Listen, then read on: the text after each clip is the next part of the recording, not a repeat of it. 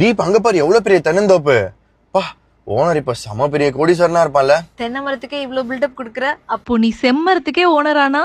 நாங்க இன்னைக்கு வந்திருக்கிறது எங்களோட புது உலகம்னே சொல்லலாம். இதுதான் திருத்தணி பக்கத்துல இருக்க 20 acre Aathira sandalwood farms. 9-foot compound wall, 24/7 security, CCTV camera, solar power street light, borewell, 30 to 40 feet gravel road, 20 plus amenities. இந்த ஃபார்ம் லேண்ட்ல 70% red sandalwood trees, 30% fruit berry trees இருக்கு.